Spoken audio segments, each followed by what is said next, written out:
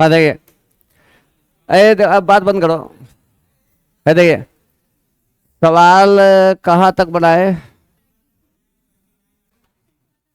अच्छा, देखो, अब स्थिर रहिए। हाँ, कल हम बता दिए थे। अब आप बताइए कौन नहीं बना। आगे नहीं बनाया? 29। ठीक है, 29 बता। आगे नहीं बढ़ाया है।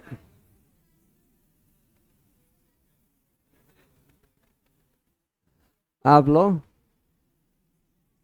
ओह, मनीष कुमार कहाँ तक बनाया है?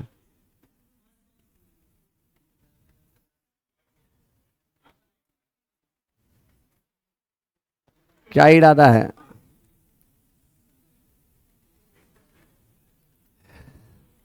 देख, तोड़ा मारेंगे तो हमारा हाथ पे ज्यादा चोट लगेगा, तो हमको डंडा लाना पड़ेगा। क्योंकि तुम्हारा हाथ है लोहा, देव लोहा हो गया हुआ है। क्या इरादा है से बता। मारबो तोरा हाथ टूटत, हम ऐसे बढ़िया लाठी से मारे।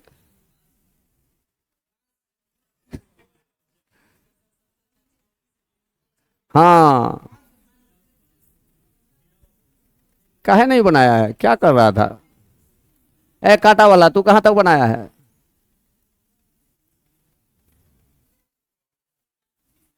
वकील, तू कहाँ तक बनाया है? 25 तक। तू?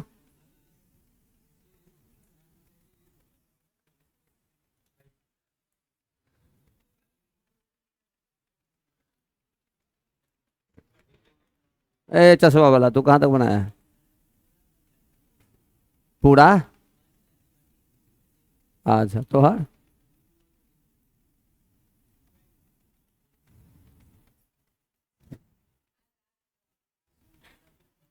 32 तक। तो दाढ़ी वाला 11। क्या विचार है? हम 12th में चुड़की नोचते हैं, तो अब ये से शुरू कर दे क्या? नहीं, हम 12th में जाके चुड़की नोचते हैं कभी कभी। क्या विचार है? ए आदि मानव, तू क्या को बनाया है? 23। कॉपी दिखा सकै छे?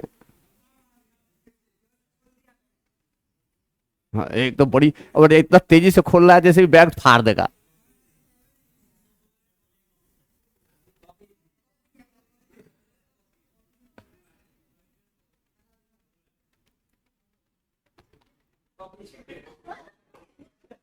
कॉपी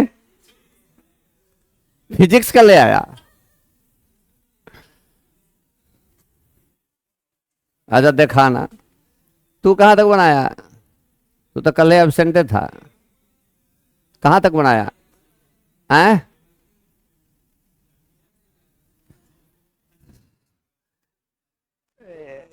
आजकल कौन बीमारी हो गया है? देखो, 29। एक बार देखिए। नहीं नहीं, हमारे दिमाग में था कि अब आपसे बन जाएगा, ये हम समझ रहे हैं, ठीक है। 29। एक मिनट, देखो यहाँ। 29। 4.215 gram of A metallic carbonate on strong heating. Metallic carbonate है। हम इसके सवाल से भाग नहीं सकते हैं, ये बात बता देते हैं। कहे तो इसके सवाल से भागेंगे तो आगे का सवाल नहीं बनेगा। सब कनेक्टेड है एक दूसरे से। 4.215 gram of metallic carbonate. 4.215 gram metallic carbonate है। ऑन स्ट्रॉन्ग हीटिंग, इसको स्ट्रांगली हम हीट करते हैं। प्रोड्यूस करता है 1336 मिलीलीटर ड्राई कार्बन डाइऑक्साइड। देखो, किसी भी मेटल कार्बोनेट, यहाँ इधर देखना। किसी भी मेटल कार्बोनेट को जब हम हीट करते हैं तो बनाता है, हालांकि सभी मेटल कार्बोनेट नहीं, लेकिन अधिकांश मेटल कार्बोनेट, ठीक है। बॉन्डिंग में बता चुके हैं कौन बनाएगा कौन नहीं बनाएगा। तो बनाएगा मेटल ऑक्साइड और CO2, ठीक है। CO2 गैस जो बनता है, वो 1336 मिलीलीटर और टेम्परेचर है 27 डिग्री सेल्सियस और प्रेशर है 700 mm। Calculate the equivalent weight of metal. Calculate the equivalent weight of metal. एक मिनट, इसका मास इन ग्राम बटा इक्विवेलेंट वेट बराबर इसका मास इन ग्राम बटा इक्विवेलेंट वेट। यही तो सवाल है, सारा सवाल हम यही कर रहे हैं। एको वो सवाल अगर अलग तरह का हो तो कोई बात, जानबूझ के हम सारा सवाल एक तरीका से बता रहे हैं। काहे तो एक तरीका तो 200 तरीका से बना सकता है, लेकिन एक तरीका तो पहले पकड़ हो जाए, उसके बाद वो बच्चा का स्वयं माथा चलने लगता है। इसलिए हम बार बार पूछ कह रहे हैं कि बनाया कहाँ तक बनाया, क्योंकि इसके बाद का चैप्टर बनबे नहीं करेगा जब तक ये नहीं आएगा। 20-25 सवाल साधारण बात नहीं है क्लास में बताना, ठीक है। तो इसलिए बताया गया है, हमको पता है कि पहले नहीं डायरेक्ट इसका सवाल नहीं बनता होता है। कोटा उटा में सीधे मोले कॉन्सेप्ट पढ़ा देता है, केकड़ो कुछ नहीं आता है इक्विवेलेंट कॉन्सेप्ट। हमको एक लड़का लिख रहा था कि सर एन फैक्टर भी बता ही दीजिए, तो हाँ वो मोल में ही पढ़ा देता है उसको, हम जानते हैं, ठीक है। यूट्यूब पर एक लड़का लिख रहा था कि सर एन फैक्टर में तो हम रिकॉर्डिंग भेजे नहीं थे, वो भी बताइए दीजिए। ये देख, वो 12th का लड़का है, लेकिन अच्छा लड़का है। ये देख कोटे में है, तो इसका मास इन ग्राम बटा इसी का इक्विवेलेंट वेट बराबर जो बना उसका मास इन ग्राम बटा इसका equivalent, number of equivalent same होगा। इसका मास मालूम है 4.215, इसका इक्विवेलेंट वेट, तो equivalent weight of metal plus equivalent weight of carbonate ion. इसका मास पता नहीं है, चलो वो भी पता करते हैं। Equivalent weight of carbon plus equivalent weight of oxygen. Volume को लीटर में बदलेंगे 1336 बटा 1000 लीटर। टेम्परेचर को केल्विन में बदले 273 जोड़ देंगे तो 300 केल्विन। प्रेशर को एटमॉस्फेयर में बदलेंगे 700 बटा 760, 760 mm ऑफ Hg बराबर 1 एटमॉस्फेयर। इसीलिए इतना बार बताया है जी, ये सब फंडामेंटल चीज पूरा प्रैक्टिस हो जाए। एटमॉस्फेयर, आर का वैल्यू लेंगे 0.0821, पीवी बराबर nRT, एन बराबर पीवी बटा RT। ये हो गया हमारा number of mole of CO2। एक मोल CO2 का मतलब 44 ग्राम, एक मोल CO2 का मतलब 44 ग्राम। एन मोल CO2 का मतलब n गुना 44 ग्राम हो गया। इक्विवेलेंट वेट ऑफ कार्बन, इसका एटॉमिक वेट अब बटा कार्बन का वैलेंसी 4, तो एटॉमिक वेट 12 बटा 4 3, ये हो गया दोबारा 8। इक्विवेलेंट वेट ऑफ मेटल निकल गया, ठीक है हैं? हाँ बोलिए। और 30, चलिए 30 भी देख लेते हैं। ओ SrCl2 इंटू 6H2 दिया हुआ है ना, इसमें फंस गया होगा। देखो कहता है क्या, 5 gram of SrCl2, 5 gram of SrCl2 into 6H2O, ये हाइड्रेटेड सॉलिड है। SrCl2 इंटू 6H2O जो है हाइड्रेटेड सॉलिड है। Gave 3.442 gram of dry SrSO4, what is the equivalent weight of strontium. ये रिएक्शन किसी से कर रहा है, और करने के बाद देता है 3.442 ग्राम ऑफ SrSO4, ठीक है। ये रिएक्शन कराएगा तो पानी में डिजॉल्व होगा, ये सारा वाटर अपने आप डिजॉल्व हो जाएगा, ठीक है।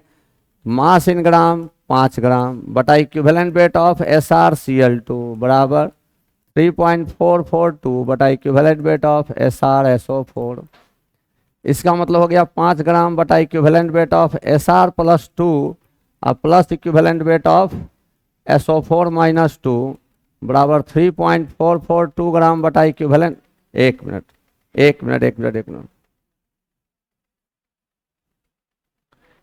Equivalent weight of Cl minus ना SrCl2 ना है, तो एस आर प्लस टू और सी एल माइनस होगा, और यहाँ हो जाएगा equivalent weight of S R plus two और plus equivalent weight of S O four minus two. S O four minus two का क्या होगा, molecular weight by two, molecular weight by two. इसका हो जाएगा 35.5, इसका एक्स, इसके यहाँ एक्स डाल दो, बन जाए, ठीक है। हाँ अब बोलिए 33। अरे ये सवाल तो वही है जो हम पहला बताए थे, पहला का बाद दूसरा, पहला दिन 4 सवाल बताए थे ना, तो दूसरा सवाल वही है 33। नहीं आए थे तो वीडियो भेज दिए थे ना।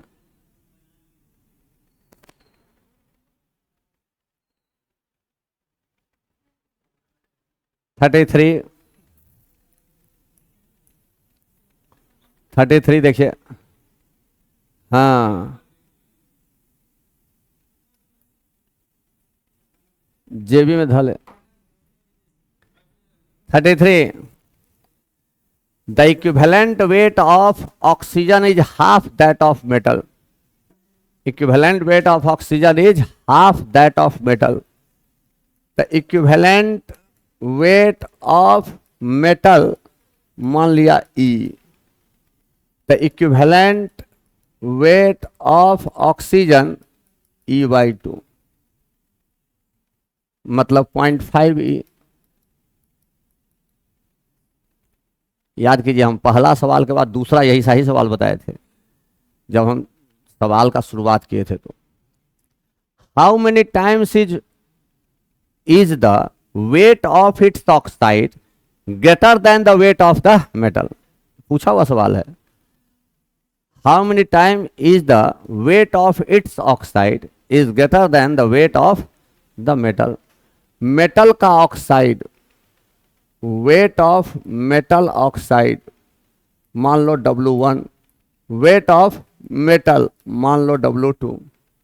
तो कहता है how many times is the weight of its oxide, oxide का वेट अब बटा मेटल का वेट क्या है, यही सवाल है।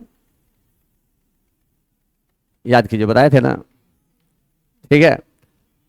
हाँ अब देखिए, हमको पता है कि 1 इक्विवेलेंट मेटल ऑक्साइड में 1 इक्विवेलेंट मेटल भी होगा और 1 इक्विवेलेंट ऑक्सीजन भी होगा। इन 1 equivalent metal oxide, 1 equivalent metal and 1 equivalent oxygen दोनों मौजूद है। हमको निकालना क्या है, इक्विवेलेंट वेट ऑफ मेटल। तो इसका मतलब number of equivalent of metal oxide बराबर number of equivalent of metal.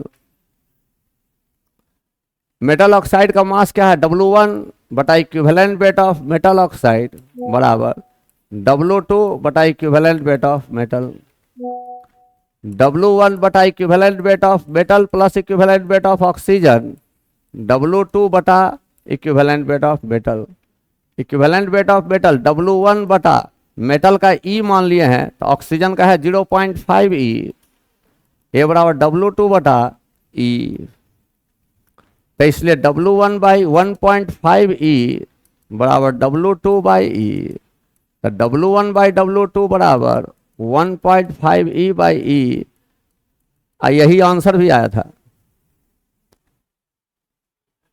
Answer भी यही आया था, केवल वहां भाषा हम बदल दिए थे। कहे थे यहाँ था है इसका हाफ और वहां हम कह दिए थे कि इसका दुगुना, ठीक है, यही बात अंतर था।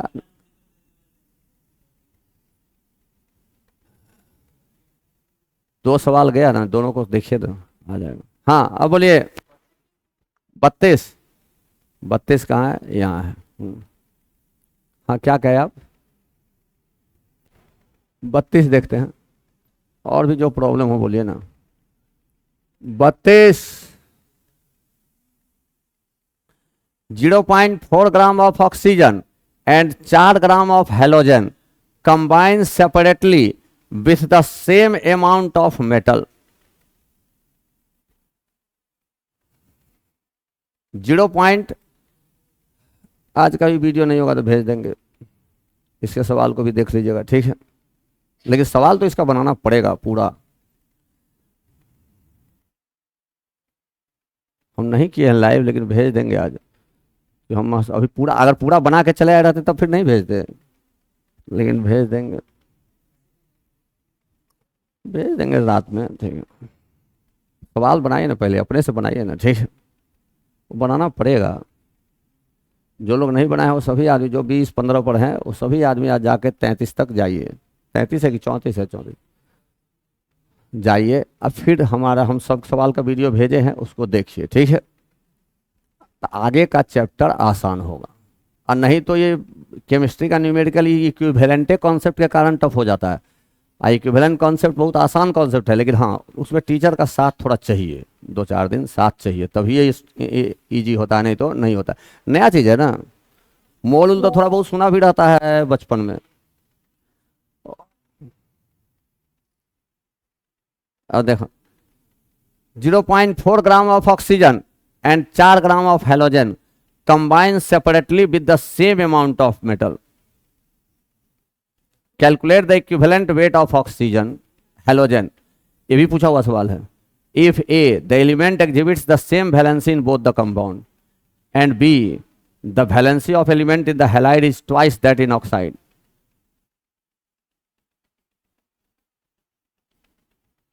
क्या समस्या हुआ? देखो, 0.4 gram of oxygen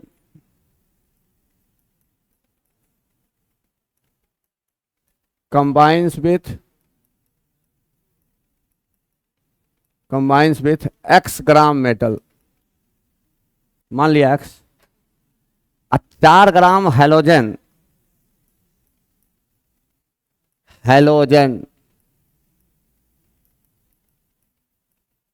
same metal से कंबाइन करता है। हाँ देखो ना भैया,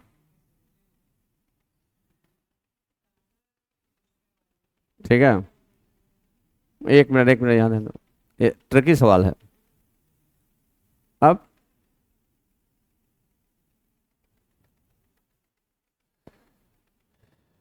एक बात बताओ, 0.4 ग्राम ऑक्सीजन कंबाइन किया है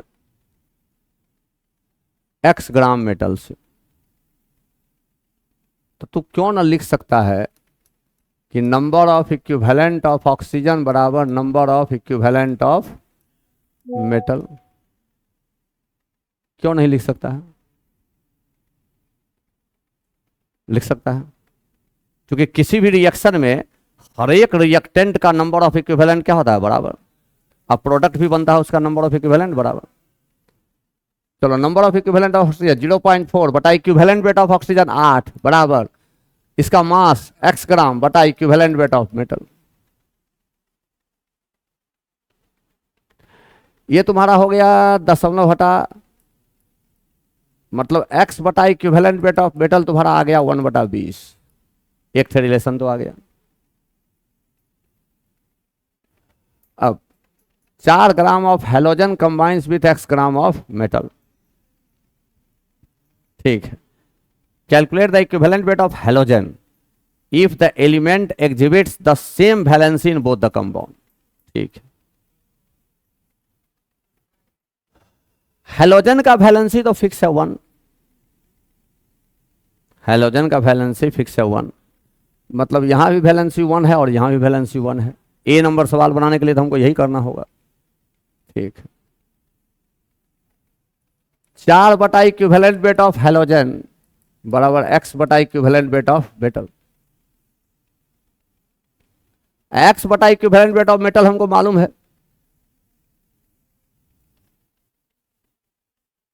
क्योंकि वैलेंसी सेम है, इसलिए बराबर कर देंगे। तो इसलिए 4 बटा इक्विवेलेंट वेट ऑफ हेलोजन बराबर 1/20। तो इक्विवेलेंट वेट ऑफ हेलोजन क्या हो जाएगा? 80।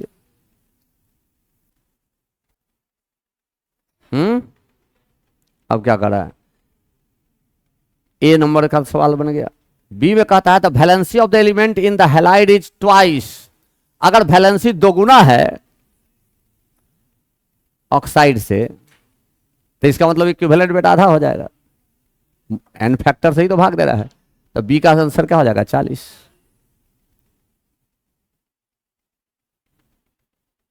समझ में आया हम क्या कर रहे हैं? कहाँ फंसे थे सो बताइए? इसी में फंस गए थे। और बोलिए।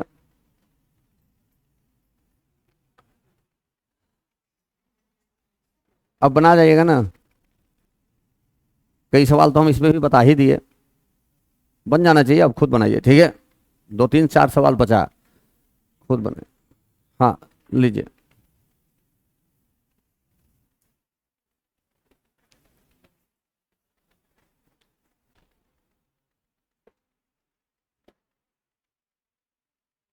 सबसे समस्या रहा इक्विवेलेंट कॉन्सेप्ट में।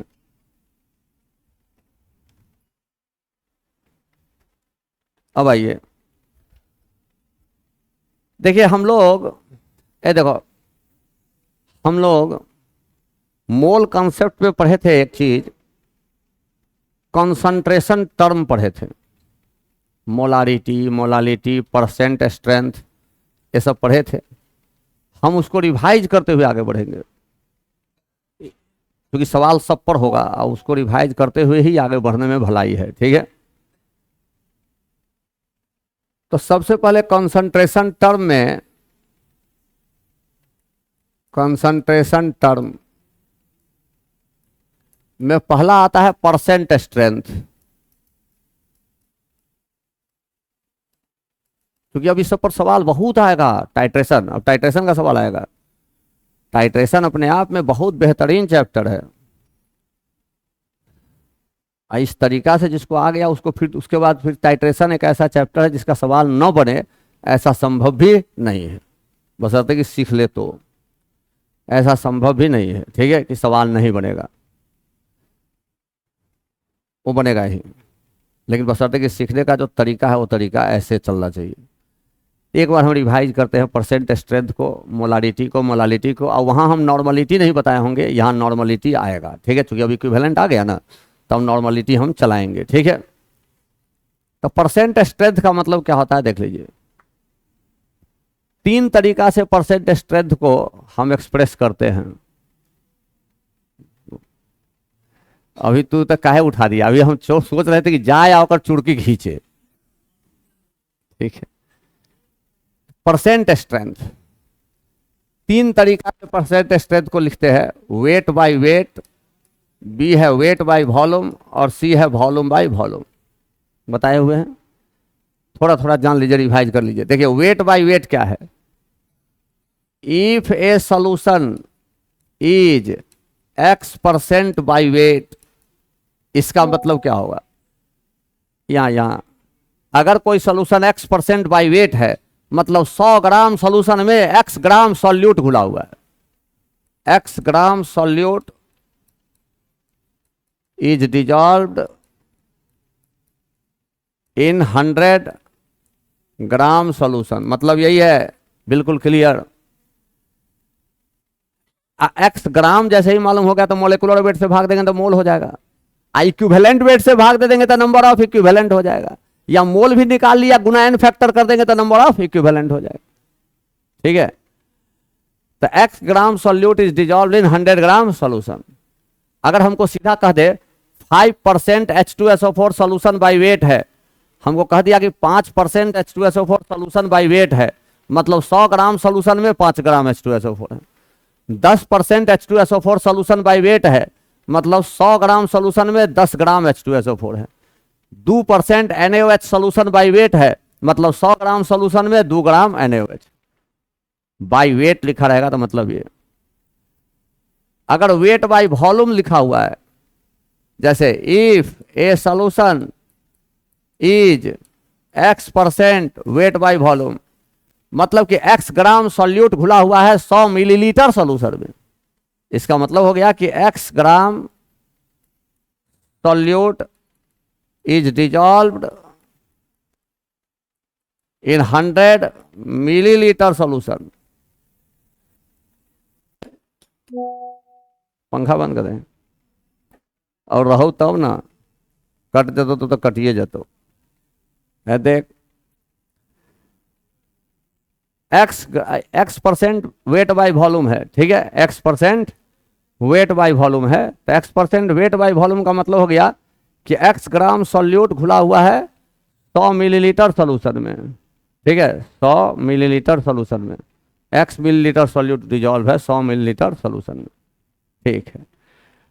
अगर मान लेते हैं, एक मिनट ध्यान दो, अगर दे दिया कि 10% H2SO4 सोल्यूशन है वेट बाय वॉल्यूम, मतलब 100 मिलीलीटर सोल्यूशन में 10 ग्राम H2SO4 घुला हुआ है, ठीक है। Volume by volume, if a solution is X% by volume लिखा हुआ है, तो 100 मिलीलीटर सोल्यूशन में X मिलीलीटर सॉल्यूट है, ठीक है। एक तरीका, वॉल्यूम बाय वॉल्यूम के लिए लास्ट में सवाल में लिखा ही रहेगा by volume, volume by volume के लिए लास्ट में सवाल में लिखा ही रहेगा बाय वॉल्यूम, लेकिन इस दोनों में आपको कंफ्यूजन करेगा। क्या करेगा, सवाल में सीधे दे देगा कि 10% H2SO4 सोल्यूशन है, सवाल में दे देगा 10% H2SO4 सोल्यूशन है, तो खोजिए कहीं डेंसिटी दिया हुआ है कि नहीं सोल्यूशन का। अगर डेंसिटी दे दिया तो वेट बाय वेट, अगर डेंसिटी नहीं दिया तो वेट बाय वॉल्यूम, ठीक है। जबकि डेंसिटी बड़ा होता है मास बड़ा वॉल्यूम, तो लोगों के दिमाग में रहता है कि डेंसिटी दिया है मतलब वेट बाय वॉल्यूम दिया है, नहीं। अगर डेंसिटी ऑफ सॉल्यूशन दे दिया है मतलब वेट बाय वेट है वो, अगर डेंसिटी ऑफ सॉल्यूशन नहीं दिया है तो वेट बाय वॉल्यूम है। ये बात क्लियर रहेगा, ये बात इंपॉर्टेंट था, ठीक है। उसके बाद अब आता है मोलारिटी। तो मोलारिटी से पहले अब नॉर्मलिटी बता देते हैं।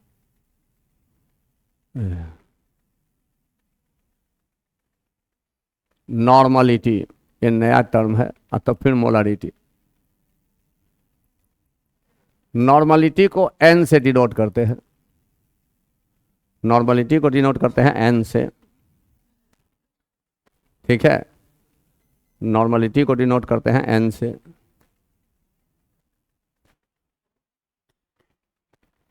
हाँ देखो, तो नॉर्मलिटी को n से डिनोट करते हैं total number of equivalent of solute dissolved in 1 litre solution. Normality क्या कहलाएगा, it is the total number of equivalent of solute dissolved in 1 litre solution. एक मिनट देखो, total number of equivalent of solute dissolved in 1 litre solution, ठीक है। 1 litre solution में कितना number of equivalent of solute घुला हुआ है। तो नॉर्मलिटी बराबर अगर हमको फॉर्मूला खोजे कोई आदमी, तो नॉर्मलिटी बराबर हो जाएगा number of equivalent of solute बटा volume of solution in litre, volume of solution in litre, ठीक है। अब देखो, मान लेते हैं कि तुम्हारे पास कोई एक सॉल्यूशन है, मान लेते हैं इसमें 5 ग्राम NaCl घुला हुआ है, इस सॉल्यूशन में 5 ग्राम NaCl डिजॉल्व है। अब सॉल्यूशन का वॉल्यूम है 600 मिलीलीटर, मान लिया ये वॉल्यूम ऑफ सॉल्यूशन है 600 मिलीलीटर, ठीक है। तो 5 ग्राम NaCl घुला हुआ है, पानी में डिजॉल्व किए होंगे, उसके कारण सॉल्यूशन बड़ा होगा, तो पूरे सॉल्यूशन का वॉल्यूम है 600 मिलीलीटर।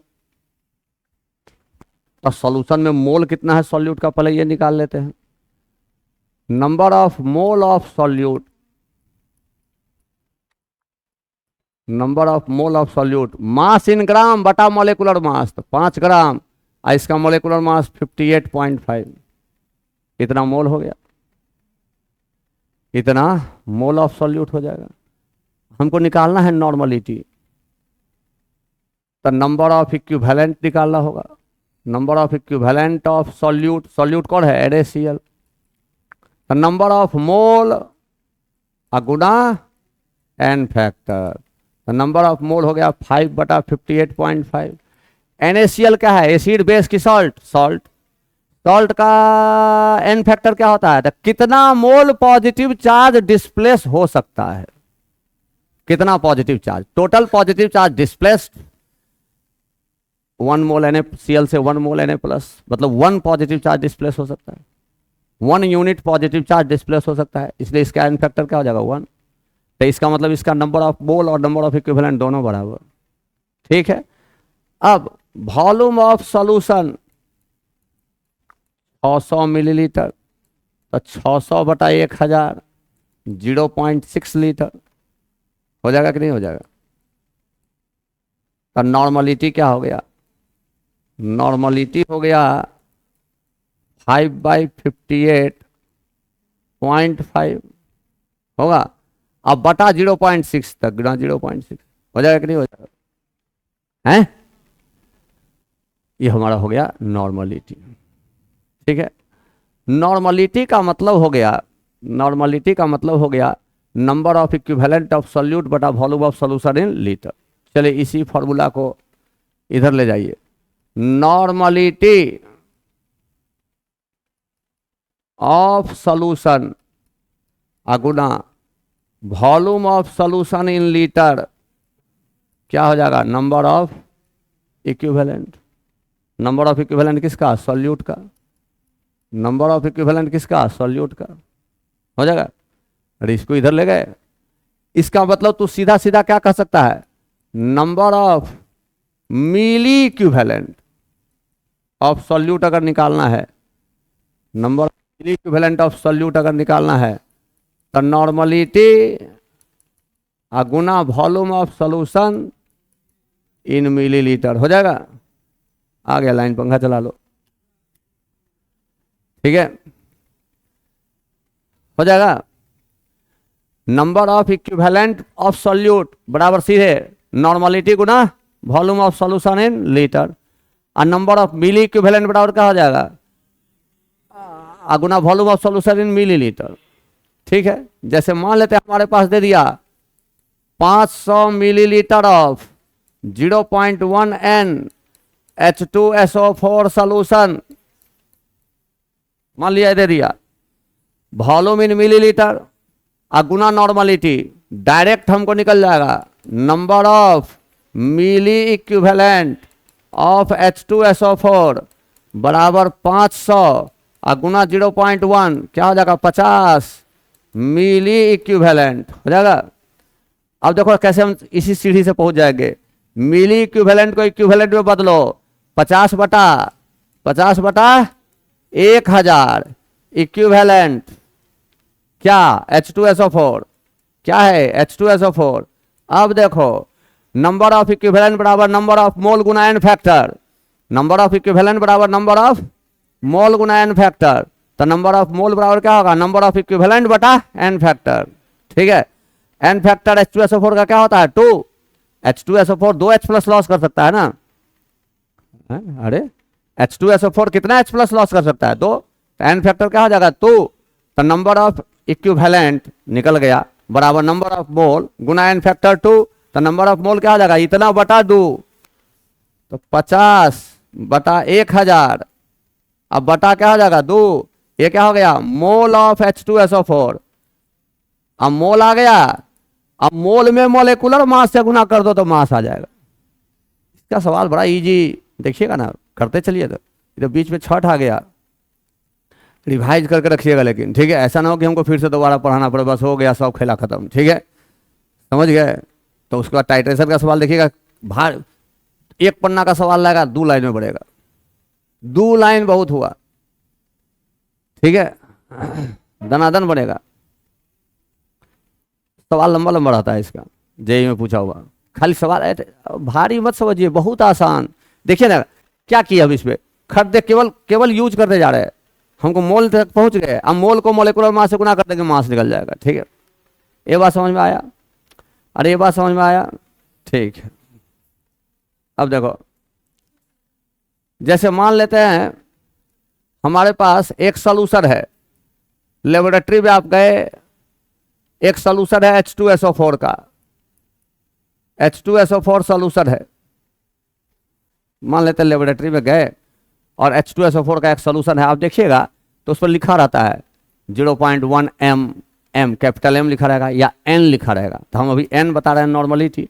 तो मान लेते हैं यहाँ लेवल चिपका हुआ है, लेवल चिपका हुआ है 0.5 n का, लेवल चिपका हुआ है 0.5 n का, ठीक है। मतलब आपके दिमाग में क्या बात जा रहा है, अगर ये 0.5 n का लेवल इसका चिपका हुआ है, ए यहाँ दे दो, अगर लेवल चिपका हुआ है 0.5 n, मतलब हमको कह रहा है 0.5 इसका नॉर्मलिटी है, मतलब हमको कह रहा है 0.5 इस सॉल्यूशन का नॉर्मलिटी है। मतलब इस 0.5 n बोल रहा है तो इसका मतलब हुआ कि 0.5 equivalent H2SO4 is present in 1 litre solution. 1 litre solution में इतना इक्विवेलेंट मौजूद है, ठीक है। तो अब इस बोतल का वॉल्यूम सोचते हैं कितना है, मान लो बोतल का वॉल्यूम है 2 लीटर, मान लो बोतल का वॉल्यूम या V लीटर, तो इसका मतलब हुआ कि 1 litre solution contains 0.5 equivalent H2SO4, तो V लीटर सॉल्यूशन कंटेन्स 0.5 गुना V इक्विवेलेंट H2SO4। हमको ये पता चल गया कि इस पूरे बोतल में इतना इक्विवेलेंट H2SO4 है। अब एक बात बताए, इस पूरे बोतल को रिएक्शन कराना है हमको NaC, मान लेते हैं NaOH से, तो जितना इक्विवेलेंट ये होगा उतना ही इक्विवेलेंट NaOH भी खर्चा होगा भाई। तो तुरंत पकड़ लेंगे कि इतना ही इक्विवेलेंट NaOH भी चाहिए। NaOH का n फैक्टर 1, NaOH का n फैक्टर 1, तो नंबर ऑफ इक्विवेलेंट बटा n फैक्टर मोल निकल गया। अब मोल में मोलिकुलर मास से गुना कर दिए, मास निकल गया, कितना ग्राम NaOH चाहिए हम पहले पता करके बैठ जाएंगे। अरे समझ में आ रहा है बात, एकदम सिस्टमेटिक चैप्टर है।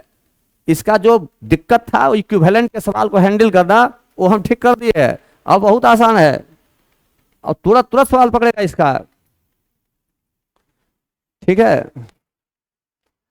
देखा कैसे हम पकड़ लिए, कोई भी आपको देगा एक्सपेरिमेंट देता है करने के लिए, ठीक है। तो लेबोरेटरी में तो कोई जाता नहीं है आजकल, जाना भी नहीं चाहिए, समय नहीं है, ठीक है। लेकिन बिना लेबोरेटरी में गए हुए काम भी नहीं होगा। अगर इंजीनियरिंग या मेडिकल करना है तो लेबोरेटरी में तो जाना ही होगा ना भाई, और नहीं जाएगा तो तू क्या बुझता है कि तोरा भारत सरकार या कोनो प्राइवेट कंपनी फ्री में बैठा के रुपया देगा, या डॉक्टर तू बन गया है तो तोरा बैठा के रुपया देने वाला, और पेशेंट को देखना होगा, सही दवाई लिखना होगा। अंदर तो तोरा एतो बुखार लेके आ तू अगर दवाई लिख देवी, कह देवी टीबी, तो अगला दिन आता 2-4-5 दिन बाद दवाई उवाई खा के टीवी करके, तो वो तो टीवी करके आता अगर साथे तो 5 गो लाठी लेके मोटका है। देख, तो कहने का मतलब हुआ कि कहीं पर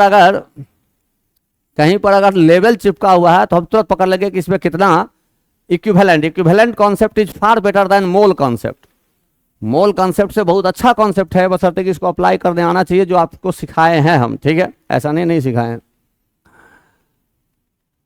तो अब ठीक है, इतना बात आ गया। अब देखो, तो मान लेते हैं हमारे पास है कोई सॉल्यूशन है, ये बोतल है, बोतल,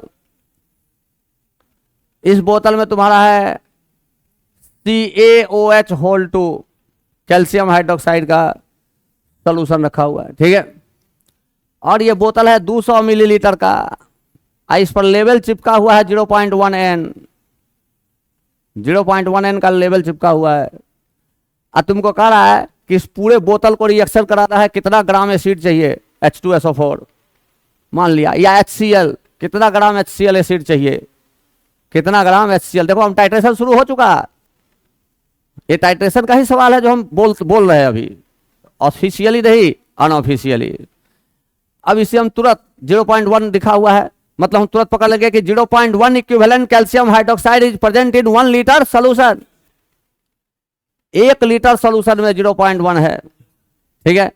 तो 200 मिलीलीटर में कितना, देख, अरे देख, ऐसे भी नहीं, तो पूरे सॉल्यूशन का वॉल्यूम 200 मिलीलीटर दिया हुआ है और नॉर्मलिटी दिया हुआ है, वॉल्यूम इन मिलीलीटर गुना normality number of milliequivalent, सीधे direct number of milliequivalent of calcium hydroxide direct हो गया 200 गुना 0.1, ये हो गया तुम्हारा कितना 20 क्या मिली इक्विवेलेंट, 20 क्या आ गया मिली इक्विवेलेंट आ गया, 20/1000 क्या हो गया इक्विवेलेंट, मतलब 0.02 इक्विवेलेंट COH होल 2 तुम्हारा इसके पास है इस सॉल्यूशन में, ठीक है। इसको तुमको किसी एसिडिक सॉल्यूशन वाला बोतल से रिएक्शन कराना है तो तू पहले ही पता कर लेगा कि इतना ही इक्विवेलेंट हमको H2SO4 भी चाहिए, इतना ही। ये तो हुआ इस सॉल्यूशन का निकालना। अब इसके आगे हम सवाल क्या करने वाले हैं, जब हम एन फैक्टर पूरा रेडॉक्स का सीख लेंगे तब करेंगे, छठ के बाद करेंगे वो सवाल। लेकिन हम बोल रहे हैं कि देखो कितना आसान सवाल होगा। क्या अगर तुमको यही सवाल पूछता है कि इससे तुमको न्यूट्रलाइजेशन कराना है तो कितना एसिड चाहिए, ठीक है, तो एसिड कितना चाहिए 0.02 इक्विवेलेंट कैल्शियम हाइड्रोक्साइड है, तो इसलिए number of equivalent of H2SO4 required माने जो चाहिए फॉर न्यूट्रलाइजेशन, माने कि न्यूट्रलाइजेशन एसिड और बेस मिलके कौन रिएक्शन करता है न्यूट्रलाइजेशन, तो न्यूट्रलाइजेशन के लिए कितना इक्विवेलेंट एसिड चाहिए 0.02 इक्विवेलेंट एसिड चाहिए। कौन एसिड चाहिए H2SO4 चाहिए, मान लिया H2SO4। अब तुम्हें पता है कि नंबर ऑफ इक्विवेलेंट बराबर नंबर ऑफ मोल गुना एन फैक्टर, मोबाइल बंद, नंबर ऑफ इक्विवेलेंट बराबर नंबर ऑफ मोल गुना एन फैक्टर, तो नंबर ऑफ मोल बराबर क्या होगा नंबर ऑफ इक्विवेलेंट बटा एन फैक्टर। H2SO4 का एन फैक्टर क्या होता है 1, उल्टा H2SO4 का एन फैक्टर क्या होता है 2, तो इसलिए क्या हो जाएगा यहां 0.02 बटा 2 मोल H2SO4, माने हमारे पास 0.01 मोल H2SO4 चाहिए। अब 1 मोल का मोलिकुलर मास क्या होगा 98 ग्राम, 1 मोल का मास 98 ग्राम, तो 0.01 गुना 98 ग्राम H2SO4 चाहिए, मतलब सीधा कितना हो गया 0.98 ग्राम H2SO4 चाहिए आंसर। अरे समझ में आ रहा बात।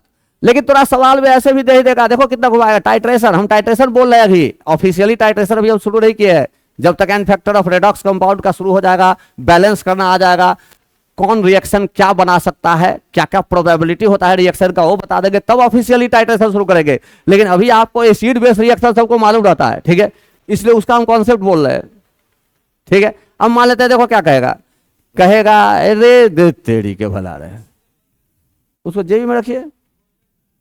देखो जैसे मान लेते तुमको कहा ये बोतल है तुम्हारे पास, H2SO4 का कितना मिलीलीटर सॉल्यूशन चाहिए, अब वॉल्यूम पूछ रहा है, और नॉर्मलिटी उसका भी दे दिया, मान लो V मिलीलीटर चाहिए, तो V गुना नॉर्मलिटी मिली इक्विवेलेंट हो जाएगा ना। और उसका मिली इक्विवेलेंट है, इसका मिली इक्विवेलेंट बराबर, इसका मिली इक्विवेलेंट बराबर उसका मिली इक्विवेलेंट करो, V निकालो आंसर।